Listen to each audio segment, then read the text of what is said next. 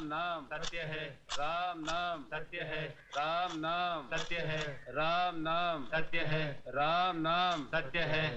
उतारो भाई उतारो, आराम से।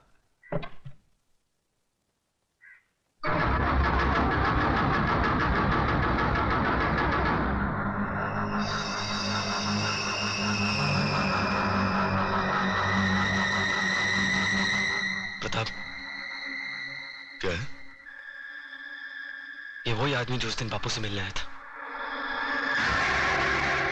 हाँ, मैं वही आदमी हूं जिसने तेरे बाप को शमशान घाट तक पहुंचाया। अब तुम दोनों की बारी है,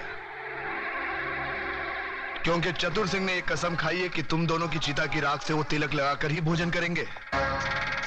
फिर देर किस बात की है? चलो बड़े बेटे से ही शुरुआत करो।